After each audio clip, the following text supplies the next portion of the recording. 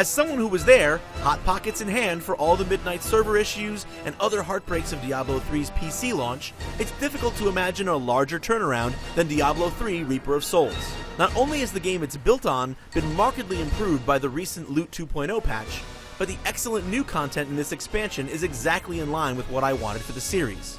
Its world is darker and more dangerous, its bestiary more varied, and its brilliant new adventure mode gives Reaper of Souls the sense of long-lasting reward that Diablo 3 sorely lacked.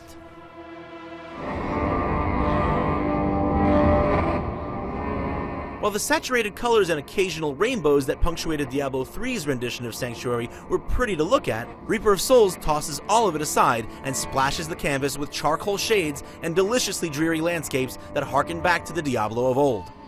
These are the streets of Westmarch, where the new Act 5 kicks off.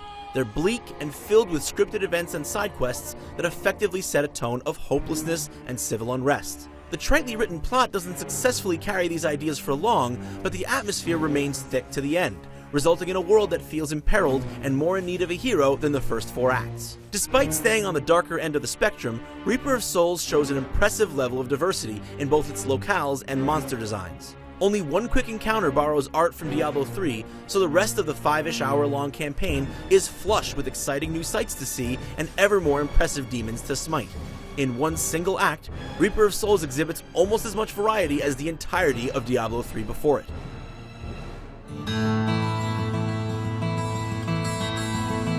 The new content in Reaper of Souls really helps give Diablo 3 a longer tail than it previously enjoyed. One of the biggest factors is the new Crusader class, which ably fills the role of Diablo 2's Paladin. They hit with holy authority, but they also sport an array of defensive and support abilities that can be useful when playing with friends. Particularly when equipped with a massive shield in one hand and a normally two-handed weapon in the other, Crusaders exhibit a presence and physicality that effectively sets them apart from the other classes, who all have new skills of their own to explore. Back in town, the Mystic Artisan can transmogrify your gear to give it a more cohesive overall look, and with enchantments, you can re-roll a single modifier on a piece of gear until you get what you need, for a price. Enchanting is handled really intelligently, allowing you to see what the possible outcomes are and letting you either choose one of the 2 results or stick with what you originally had. It leaves just enough to chance to feel exciting when you get that perfect roll, but controlled enough that I never felt cheated when things didn't work out.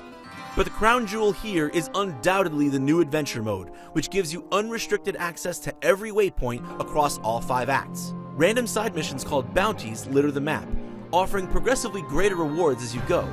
Complete enough and you'll earn items that grant you passage into a Nephilim rift. These randomly generated dungeons of varying size are absolutely teeming with mobs pulled from every corner of the game map, making for some of the most intense, varied battles I've ever fought in an action RPG. Different tile sets and environmental effects are anarchically tossed together too, turning each rift into a freshly insane fever dream. Slay the boss at the end, and you'll be treated to a huge loot explosion that almost always includes a legendary. Essentially, Blizzard has created a framework that handsomely rewards us for doing exactly what we want to do after completing the story anyway.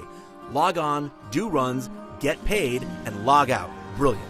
Each of these new elements benefits from the many system changes Diablo 3 has seen in recent months. Though you don't need to buy Reaper of Souls to experience the joys of Loot 2.0, the revamped Paragon system, or the end of the auction houses, it all adds up to a much greater sense of choice and ownership over how your character looks and plays, despite the lingering oversimplicity of the stat system beneath it all.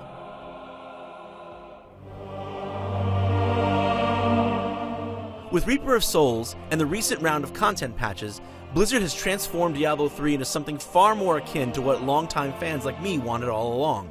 It still requires that annoying always online connection, but it's more sinister feeling, more rewarding to play, and more maddeningly addictive than it's ever been.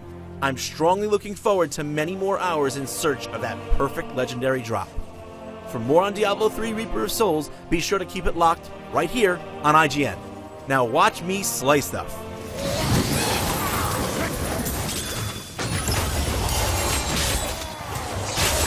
What?